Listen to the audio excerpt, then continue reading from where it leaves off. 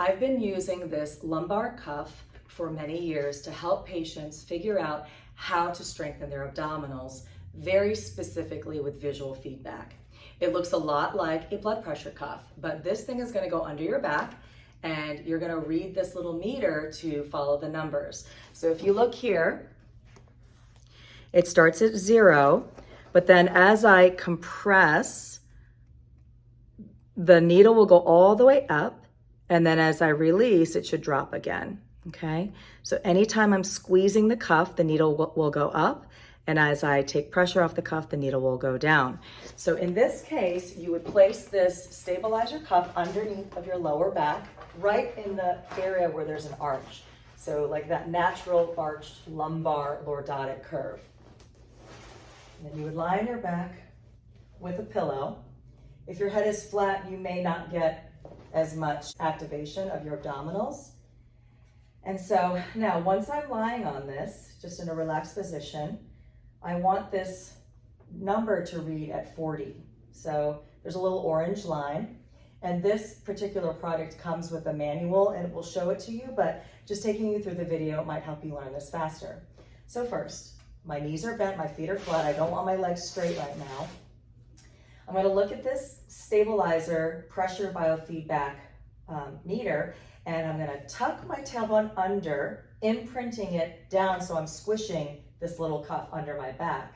And so when I do this, the needle rises all the way up to 100, 110.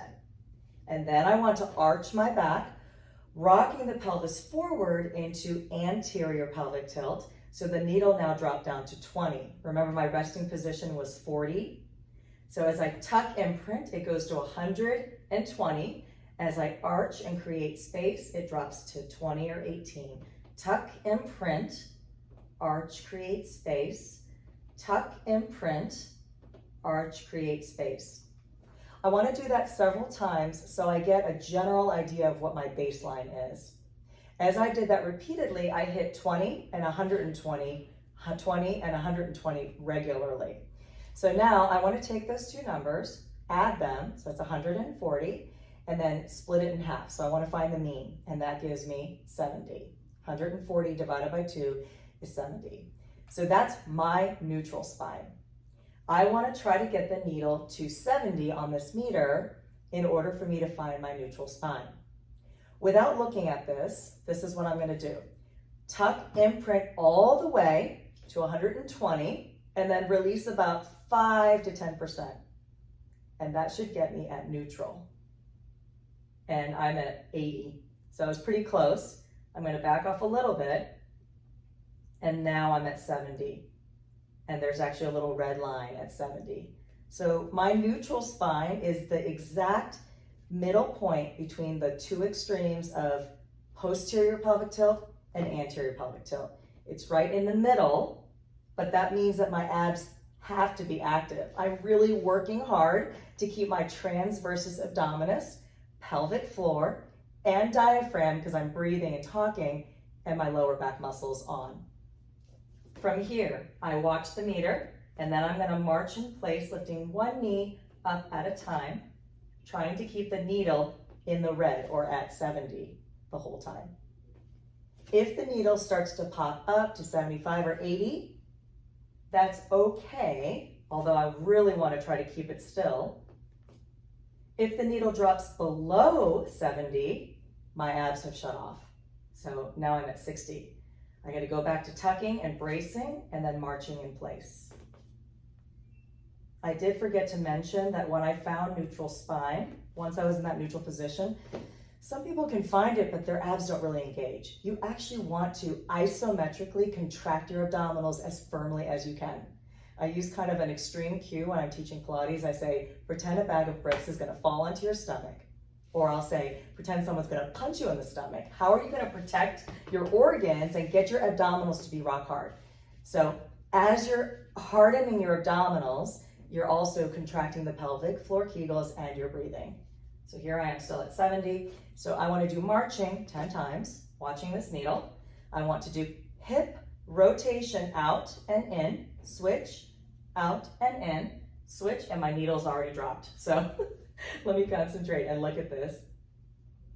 and try to keep my neutral spine as I'm bracing firmly. I feel like it's harder to keep it neutral when I go out and in because my opposite pelvis kind of wants to wobble and lift. So there's a great deal of mind-body concentration happening here. And then I'm going to relax, release for a moment, just let my muscles breathe. Now, for straight leg raises, as soon as I straighten one leg out, the needle is going to drop because when my hip is straight instead of bent, it's going to cause extension in my lumbar spine. My baseline is now changing. So as I'm laying here, when I do a full posterior pelvic tilt, I can't go to 120 anymore. I'm hitting like 80. And then I arch and I'm at 20. Tuck, 90, arch, 20. Tuck, 90. Okay, so 90 plus 20 is 110 divided by 2 is 55. Right there is 55. Flex foot, brace core, lift left leg up to the height of your opposite knee and keep it at 55 in my case. So I'm watching this. As the needle drops, I'm bracing harder. Really concentrating on getting transverse abdominus, multifidii, pelvic floor, and respiratory diaphragm. Okay, so 10 repetitions on the left leg, 10 repetitions on the right leg.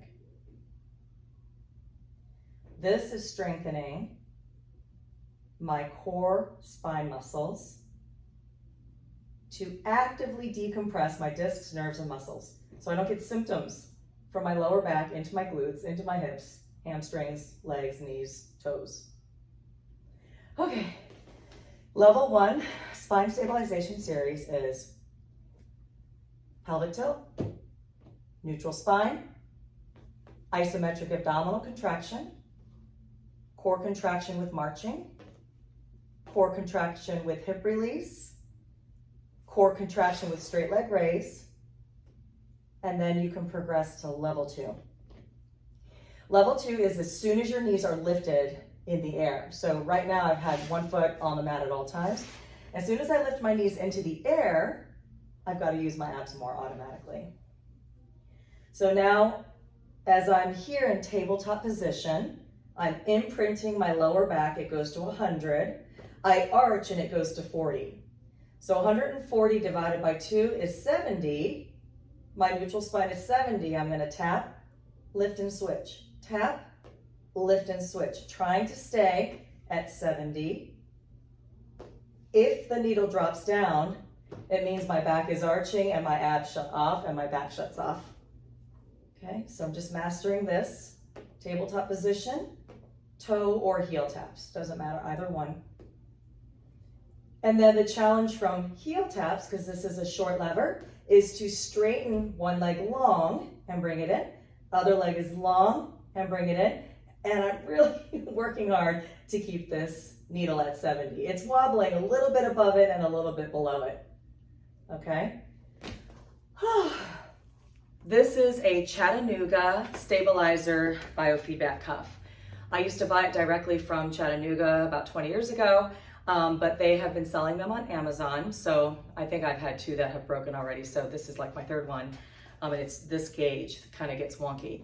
It used to be like $160 to $180. I last bought it on Amazon for about 60 bucks. When I just recently checked, they were out of stock or it was unavailable.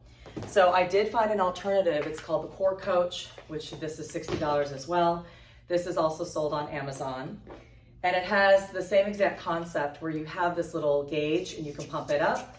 And now here it has like these little targets and they have a manual as well. So you might want to just see what you can get your hands on, and then this will help you to train.